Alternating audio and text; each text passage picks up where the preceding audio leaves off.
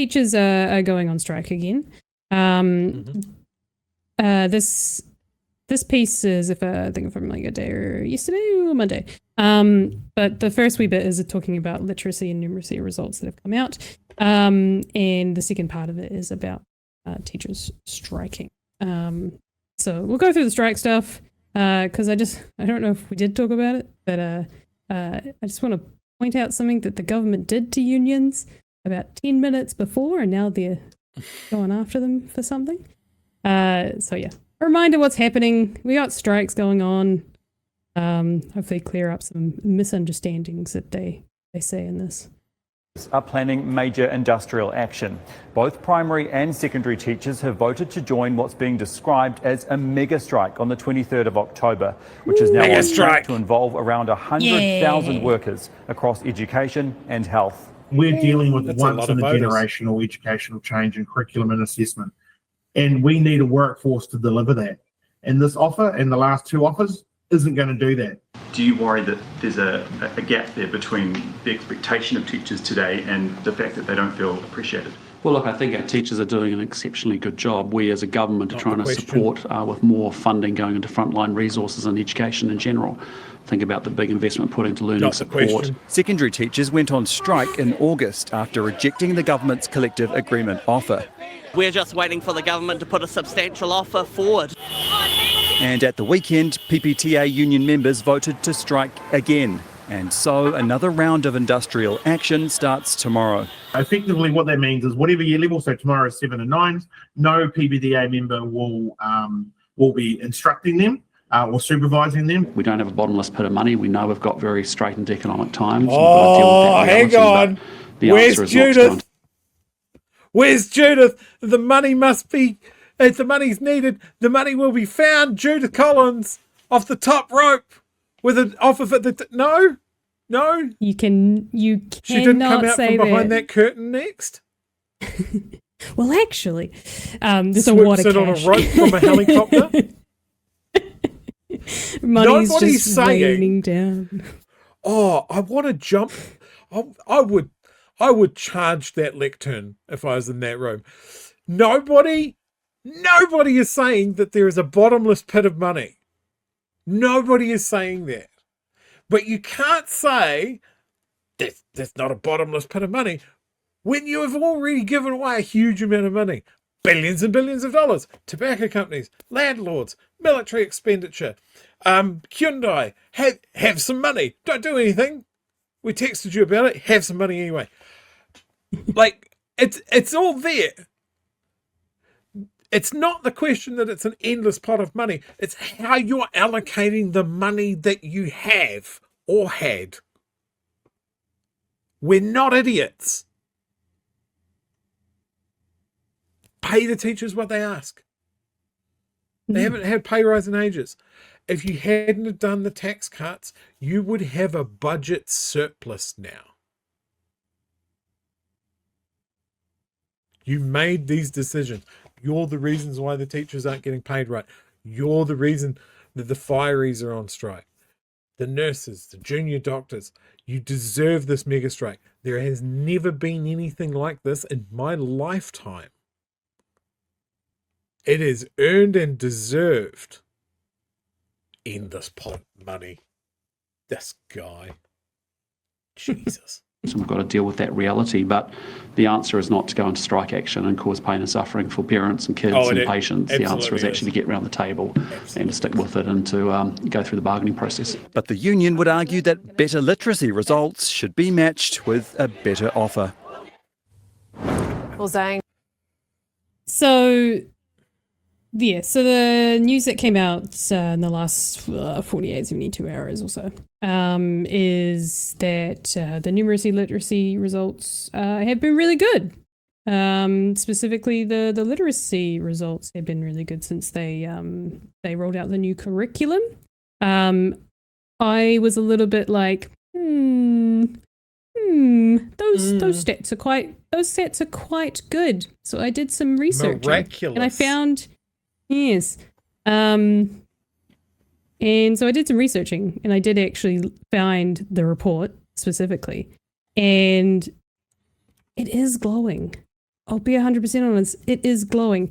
However, and that was something that you pointed out before, the numbers that they're getting, I can't find where those numbers have come from. So essentially what they're saying is that in term 1, the results were 30% higher, or like a third of kids were achieving above what the curriculum standard was. The second term, it was something like 50% or something. It was rising fairly steadily. And then by the third term, it was something like 80% of kids were above or at or above where they should be. So in like, it kind of sounded a bit crazy to me. And so I read through the report, and generally speaking, although I would say, oh no, it was quantifiable and quantitative and qualitative data. So there was a bit of anecdotal stuff and there was a bit of number stuff. But I couldn't find the base statistics that informed that report. So now what you're saying, I'm kind of like, interesting. Because now I kind of just went, well, the report's actually really good. Little credit to Erica. But do you have contrary to that? I do, by way of one of the people that tried very hard to replace me while I was gone. Friend of the show, Brie Elliott, put out a video today about that's Saturday Night Live, ignore that. So the headlines this morning says that New Zealand has had a miracle in reading and maths. Apparently 58% of new entrants are at or above expectations in phonics, up from 36% in term 1. Erica Stanford says that this obviously proves that her curriculum changes are working. But of course, she's leaving most of the story out, so I'm going to tell it to you. Firstly, the test itself was a phonics check. That's not a full reading test. Phonics refers to when you sound words out, like slump, slump. We all did it. But here's the thing. The ministry designed the test themselves. They set the criteria themselves and then they marked it themselves. There's no independent audit or verification. Also, reporting is not compulsory until 2026. So in term 1, only a handful of schools actually uploaded data. Now it's term 3 and a few hundred schools have joined in. But that means we're not comparing the same group of kids or even the same schools. We're comparing a tiny early sample to a completely different and much larger one. That's like testing a few classrooms in March and then testing half the country in September and calling it progress. So, yeah. Thank you. Something's a bit fucky. Because I did look at those stats and I questioned them because, but I did read the full report and the general report is pretty good. But thank you, Brie, because you pointed out a couple of really good things. Like I said, I couldn't find the base stats. I couldn't figure out, like, all I could see was that it was something like 1,000 students, pupils in 400 schools was the only stat I could find. But what they were comparing with was really hard to find. What the actual benchmarks were. There was the thing about phonics, and because they talk about structured literacy, but structured literacy is more than just phonics. We're talking about comprehension and things like that, because it's great if you can spell cat, that Luxon can't, because apparently you spell it with a K in 2023, but C-A-T, cat, not K-A-T, cat. It's great, but do you know what cat means? So there's like a whole, like Brie was saying, it's fantastic. There's a lot more that goes behind reading than just phonics. So when I did read through the report, there was some pretty good stuff. So it was generally a good point, but great point. This is an internal review from the Ministry of Education. This is an error report. So, and because I can't find how they got the data, it's kind of like, trust me, bro, you know? Yeah. And do we trust them? Just generally? No. That's why when I see it, I go, if it was someone else, I would be like, that's great. But I always go, with this government, because they're always hiding something. And when you dig in, they generally are. There's always a caveat. And look, personally, when it comes to Erica Stanford, there is one thing above everything else that I am not going to forgive her for, and that's going to that select committee and saying that all brains learn the same. So yeah, I think anything that pops out and goes, hey, look, we made some really dramatic changes and have found that we've got dramatically, miraculously better results in a very, very short program. I know that's never ever happened in education ever. Should be greeted with a huge amount of suspicion. On the strike action, just to come back around. Are you referring to the upcoming mega strike? Yay! Any chance I have, I'm going to say, yay, there's a strike. General strike win next week. Yay. So in the story we watched before we talked about numeracy and literacy, I was supposed to point this out. So the teachers did vote for strike action. The unions have been at the table. This whole bullshit of they come back to the table, stop striking, come back to the table.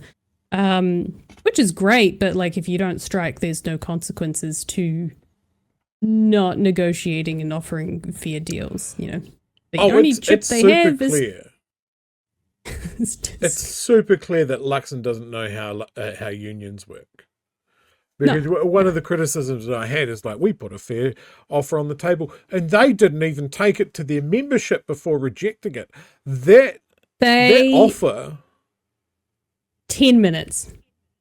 10 minutes before voting was due in, they offered that. They offered a worse deal than one that had already been rejected by the membership. So that's why they got an answer real fucking quick. Oh, we know the membership don't like this one. Have you got a better offer? No, we've got a worse one. Oh, okay. We're not going to take that to the membership because we already know what the answer is. Are you taking the piss? And if the answer is yes, then we have strike action. Do you want to know what one of those? Do you want to know what one of those offers were? Oh, please. How insulting was it? You are now required to work any day, any time of the week. Your hours are no longer 8 to 4. It's now whenever we ask you to work. At a school? That's what they offered. As a teacher? You're expected to work whenever we tell you to. Which is just... But no compensation or remuneration. So there are contracts like that. There are on-call contracts in which you are required to, have your phone next to you, whatever. But you are paid according to that. You get paid a 24-hour salary, basically, because you could be called up at any point in time. Yeah. Those contracts do exist. Teachers shouldn't have those kind of contracts. They should work within 8 to 4. They should have a... Exactly. And the other thing too is that I think it's the ministry that's allowed to tell them when. So the ministry could say, I don't know, we want you in on this day. It's like a Saturday. I don't know. It's stupid. Like it should be, like everyone else. Set hours. Reasonable set hours. I just can't get over the fact that this is to work in a school that famously has hours for the students to be there, which is the job of the teachers.